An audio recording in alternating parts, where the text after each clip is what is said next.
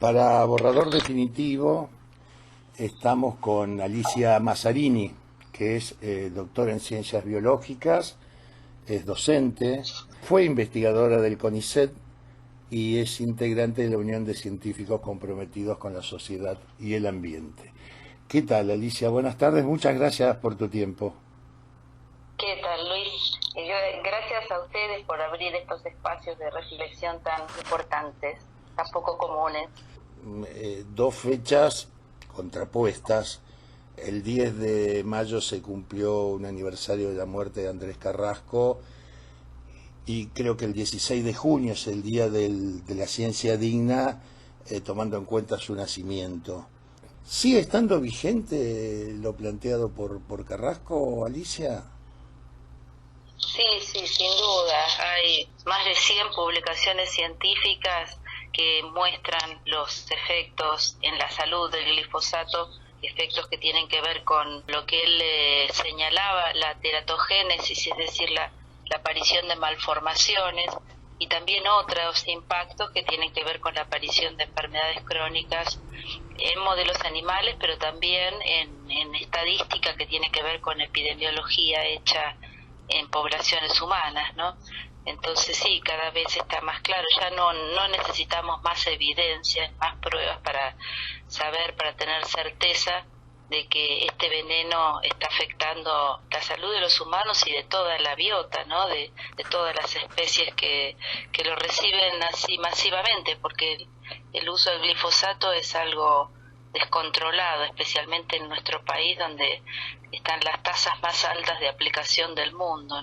Pero lamentablemente se están usando muchos otros, en muchos casos aún más tóxicos que el glifosato, como el glufosinato de amonio, y las mezclas de todos esos agrotóxicos que dan como resultado sustancias que son desconocidas y cuyos efectos son imposibles de medir, pero seguramente aún más tóxicas, ¿no?, que cada uno de ellos por separado. Ahora, lejos de los gobiernos y los estados tomar cuenta de esta situación, se sigue profundizando esa lógica, por ejemplo ahora con el trigo transgénico, con el HB4. Sí, así es. Bueno, eso hablando de Argentina, ¿no?, y de otros países de la región, porque ya hay otros países donde se ha prohibido, ¿no? Por ejemplo, países latinoamericanos como en México. Aquí como el exceso de uso favorece la aparición de resistencia en las malezas y ya no es suficiente con usar este veneno, se implementan otros venenos como el glufosinato de amonio, que son 15 veces más tóxicos que el glifosato, ¿no? Y sin embargo, bueno, se siguen generando transgénicos que son resistentes a estos venenos. El trigo, por ejemplo, que ya se está incluyendo en la alimentación, y ahora se está por aprobar una caña de azúcar también transgénica y resistente al glufosinato de amonio. Otro aspecto de lo de Andrés Carrasco ha sido intentar permanente vincular estas investigaciones científicas a lo que podríamos decir la lucha de los pueblos contra esto. Sí, en ese sentido, bueno, Andrés ha sido un faro, ¿no?, para la comunidad científica. De hecho, bueno, él recibió el castigo de los pares, ¿no?, por tomar estas actitudes tan decididas y tan valientes de hacer una denuncia pública de todo esto, pero afortunadamente la gente más joven de la comunidad científica comprendió en muchos casos el significado de este cambio, de esta manera de plantarse frente a la sociedad, de plantear una nueva relación entre la ciencia y la sociedad, y muchos científicos jóvenes están tomando ese camino. Vos que has tenido cercanía con Andrés, ¿cómo vivió él toda esta situación de persecución? Y él la vivió con mucho dolor, porque fue muy duro el hostigamiento. Él recibió críticas públicas, críticas también en privado, en su institución, de su gente cercana, desde una lógica que, bueno, es alinearse con la lógica del sistema, que era esperar, por ejemplo, a publicar esos resultados en una revista internacional para poder darlos a conocer. Ahora, en realidad, era muy claro que esa no era la verdadera crítica, no era la crítica que motivaba toda esa reacción, sino que él estaba mostrando el lado oscuro de un modelo que muchos no querían ver y otros estaban promoviendo activamente, ¿no?, en la comunidad científica. O sea, había lo que él llamaba silencios cómplices y también quienes estaban asociados a las corporaciones y tenían intereses materiales muy claros en el desarrollo de este modelo, ¿no? Yo creo que igual para él el cariño y el acompañamiento de las comunidades con las que él trabajó fue lo que lo sostuvo en pie.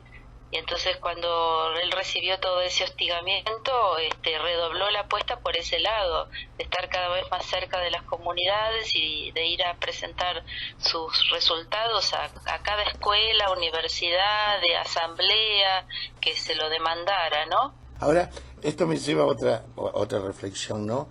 Cuando hablamos de esta corriente, de la cual Carrasco fue parte y mentor, que es por la ciencia digna, por contraposición sí, tenemos que pensar también en una ciencia indigna. Y bueno, la llamamos ciencia de mercado, ¿no es cierto? Sí, la indignidad digamos, el desarrollo de una disciplina en función de generar mercancías y de los intereses del mercado y de las fuentes de financiamiento, ¿no?, que siempre están asociadas a la necesidad de producir y ganar más dinero, ¿no?, de privatizar el conocimiento, de generar mercancías, en fin, esa es la ciencia hegemónica. Lamentablemente, lo que llamamos ciencia digna todavía se encuentra en un lugar secundario, un poco a la sombra, ¿no?, del sistema, que no tiene mucha propensión a financiar investigaciones de esas características. Igual yo soy bastante optimista respecto a que esa ciencia digna va como ganando su lugar, va como creciendo, ¿no?, entre los jóvenes. Yo apuesto a eso. Ahora, esta cuestión del glifosato, esta cuestión de los agrotóxicos, es solamente una parte en general, o una parte vinculada a otros mecanismos extractivistas, porque esto lleva al desmonte, a la destrucción de la biodiversidad y a un sinnúmero de cosas que vos has señalado y que muchos científicos han señalado, que en realidad son la base que nos exponen a virus como el COVID o a la extensión del dengue, nos decía el otro día Damián Benseñasi, o a distintos tipos de cuestiones vinculados a esto. Sí, así es un modelo, es un paquete tecnológico que trae aparejados todos esos daños. O sea, no se puede pensar en un modelo transgénico amigable con el ambiente, como se lo presentaba al principio. El modelo transgénico implica monocultivo, implica agotamiento de suelos, cambio climático, desmonte, destrucción de ecosistemas y, por cierto, digamos, daños importantes en la salud. Porque, bueno, como lo plantea muy bien Damián Berseñaz y todo el Instituto de Salud Socioambiental de Rosario, tenemos que hablar de una sola salud, con ecosistemas diezmados, enfermos, dañados. Es imposible que las poblaciones humanas no estemos del mismo modo enfermas, ¿no? Y sin duda las pandemias son resultado de este desequilibrio, de esta destrucción. Y no hay ninguna duda que frente a una crisis ambiental como la que estamos transitando, las pandemias van a ser algo recurrente, ¿no?, en la medida que además la destrucción de la biodiversidad continúa a un ritmo muy acelerado. Se ha hablado de cómo generar vacunas, de cómo tratar la enfermedad, de cuántos muertos, qué porcentaje de morbilidad tiene, de mortalidad, puros números, ¿no? Y no se ha reflexionado acerca de cuáles son las causas, porque eso es lo que de alguna manera nos permite tener una visión lúcida de dónde estamos parados y qué cosas se podrían hacer para tender a evitar la repetición de situaciones tan penosas como la que experimentamos en 2020-2021, ¿no? Pero ahora la Organización Mundial de la Salud dice que la pandemia se terminó. En su momento, quienes tuvieron voces críticos eran catalogados de antivacuna, anticientíficos. Y ahora que terminó, parece ser que no hay balances, no hay reflexión, no hay absolutamente nada. Sí, efectivamente es curioso eso, ¿verdad? En algunos ámbitos sí estamos tratando de sostener la llamita prendida de la reflexión, porque evidentemente esto no ha sido un evento casual, catastrófico o único. Están dadas las condiciones para que esto se repita.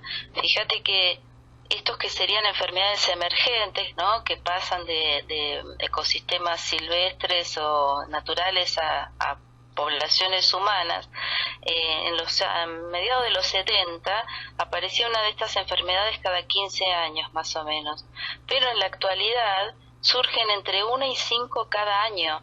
Entonces, esta enfermedad, la del COVID, tenía un índice de mortalidad relativamente bajo, de un 1%, pero ¿qué pasaría si se genera una pandemia con una enfermedad como el ébola, por ejemplo, o alguna de estas otras enfermedades emergentes que tienen índices de mortalidad del 50 al 60%, ¿no?